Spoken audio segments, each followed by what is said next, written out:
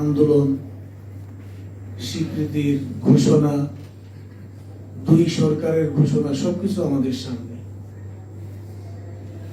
2001 সালের পরে যখন কওমি মাদ্রাসার স্বীকৃতি আন্দোলনটা একেবারে চূড়ান্ত একটা অবস্থায়, আপনারা জানেন শেখুল হাদিস আল্লামা আজিজুল হক রহমতুল্লাহ আলাইহি 2006 সালের আগস্টে 5 দিন এই মুক্তাঙ্গনের স্বীকৃতির জন্য তিনি অবস্থান করেছিলেন।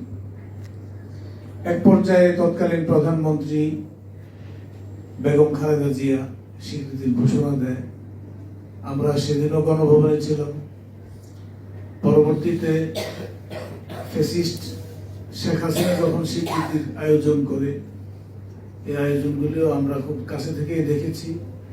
ওই সকল ঘোষণাগুলো গণভবনে যখন হয় তখন আমরা দেখেছি, যদিও শুকরানা মাহফিলের খুব বিরোধী আমরা ছিলাম, আমরা উপস্থিত ছিলাম না।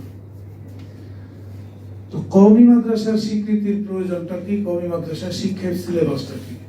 আমরা যদি ভাবি যে কওমি মাদ্রাসা এই শিক্ষা সিলেবাসটা এটা সর্বক্ষেত্রে কার্যকরী হওয়ার মতো একটা শিক্ষা ব্যবস্থা, আমি মনে করি এটা সঠিক হবে না। একটা বিশেষায়িত শিক্ষা ব্যবস্থা এবং বিশেষ কর্মক্ষেত্রের বাইরে আসলে এই শিক্ষা থেকে আমরা পারঙ্গম হতে পারি না। আমরা তো এখান থেকে আসলে সায়েন্টিস্ট তৈরি হবে না, এখান থেকে ডাক্তার তৈরি হবে না, প্রকৌশলী তৈরি হবে না।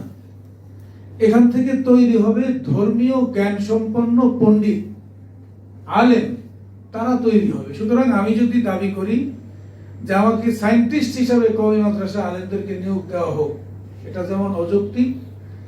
ডাক্তার হিসাবে কওমি মাদ্রাসার আলেমদেরকে নিয়োগ দেওয়া হোক, এটা যেমন অযৌক্তিক। ঠিক এই দাবিও করা যে সর্বক্ষেত্রে আমাদের কাজ দিতে হবে, এই দাবি করাও অযৌক্তিক। যেহেতু শিক্ষা ব্যবস্থাটা হলো একটা বিশেষায়িত, একটা বিশেষ শিক্ষা ব্যবস্থা, এখানে আমরা এটাও বলি না যে সমাজের সব মানুষ কওমি মাদ্রাসায় ভর্তি হয়ে যাক, এটাও কিন্তু আমরা বলি না, তাহলেও সমাজ চলবে না। ধর্মীয় সেক্টরে প্রত্যেকটা জায়গায় ধর্মীয় সেক্টর আছে, সেই জায়গাগুলোতে কওমি মাদ্রাসা পাশ করা ছাত্ররা কাজ করতে পারবে। যেমন ইমাম একটা বড় পোস্ট, কাজী এটা একটা বড় পোস্ট।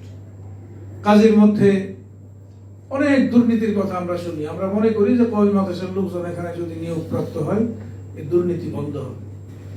সেনাবাহিনী, পুলিশ, র্যাব, এই সকল বাহিনীগুলোতে ধর্মীয় শিক্ষক নিয়োগ দেয়।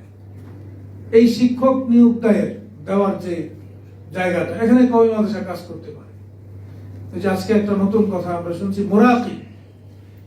যে ইসলামী ব্যাংকগুলোতে মুরাকিব অত্যন্ত গুরুত্বপূর্ণ একটা পদ।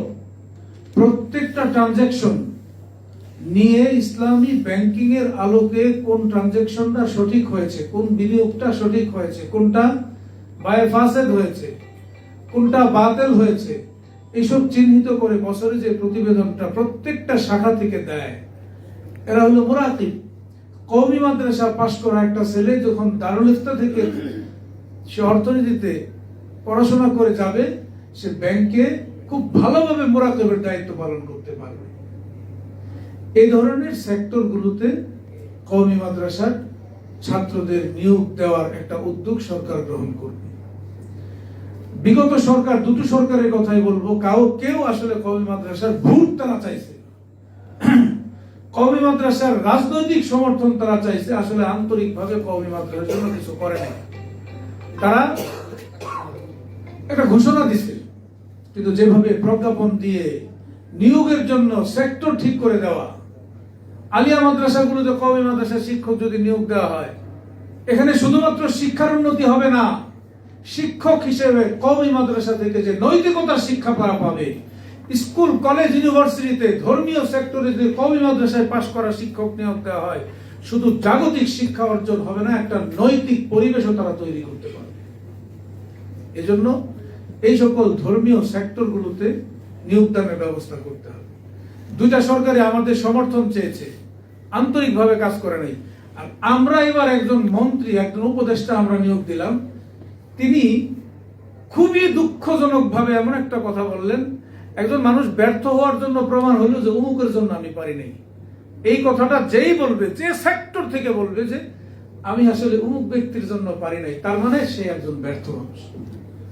তিনি মহাসচিবের, বেফাকের মহাসচিবের উপর দায় চাপিয়ে নিজের ব্যর্থতা রাখতে চেয়েছেন। এটা একজন ব্যর্থ মানুষের কথা। আমরা আসলে ওনাকে সিলেক্ট করেছি। উনি যেদিন নিয়োগ হয়েছেন সেদিনও ওনার সাথে কথা হয়েছে, আমাদের সুপারিশে নিয়োগ হয়েছেন উনি। কিন্তু এইভাবে যদি উনি নিজের ব্যর্থতা প্রকাশ করেন, এটা খুবই দুঃখজনক।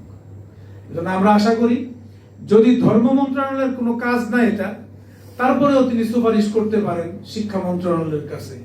যদি তিনি কার্যকরী কিছু করতে চান, এই ধরনের বিভ্রান্তিমূলক বক্তব্য জনসম্মুখে দিতে পারেন না। যদি এই ধরনের বিভ্রান্তিমূলক বক্তব্য দেয়, মানুষের আস্থা তার উপরে নষ্ট হবে।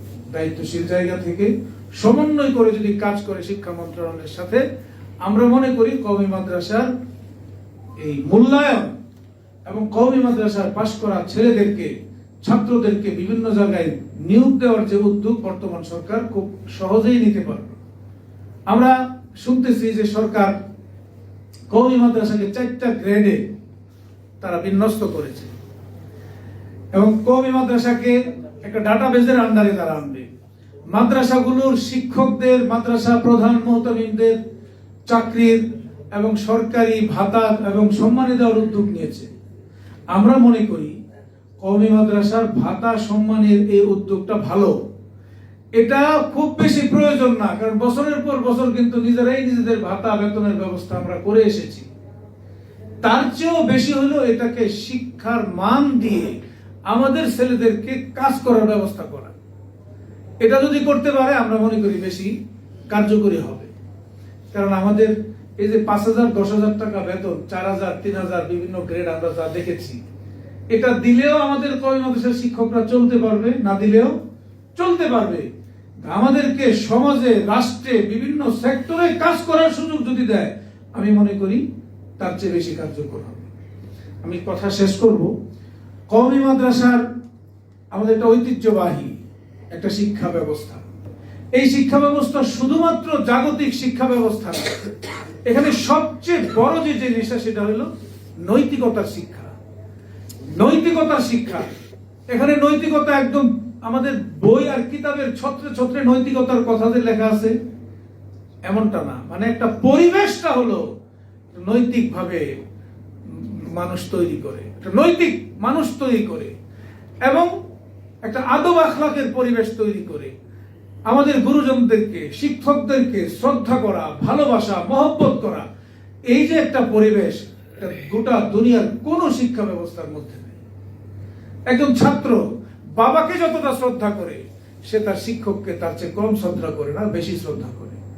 একজন শিক্ষকের খোঁজ খবর রাখে ছাত্ররা, তার অর্থনৈতিক খোঁজ, তার পারিবারিক খোঁজ সবকিছুই রাখে। এই যে অবস্থাটা, এই অবস্থা বজায় রেখে যদি কওমি মাদ্রাসার স্বীকৃতি কার্যকর করা যায়, তাহলে আমরা কওমি মাদ্রাসার স্বীকৃতি চাই, আর না হইলে চাই না। অর্থাৎ আমাদের যে নিজস্ব স্বকীয়তা, ঐতিহ্য, আমাদের যে ঐতিহাসিক ভিত্তি, আমাদের যে প্রথা, আমাদের যে সংস্কৃতি, এই সব কিছু ঠিক রেখে যদি কওমি মাদ্রাসার স্বীকৃতি বাস্তবায়ন হয়, তাহলে আমরা চাই আমাদের এখানে আমাদের ঐতিহ্যের বিরুদ্ধে, আমাদের স্বকীয়তার বিরুদ্ধে কোনো কাজ যদি করে, আমাদেরকে কোটি টাকা, 1000 টাকা বেতন দিলেও আমরা এটা মানব না।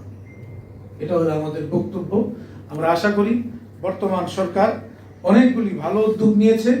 এই উদ্যোগের সাথে কওমি মাদ্রাসার স্বীকৃতি বাস্তবায়ন এবং মূল্যায়নের উদ্যোগ গ্রহণ করবে, এই আশা এবং আকাঙ্ক্ষা করে কথা শেষ করছি।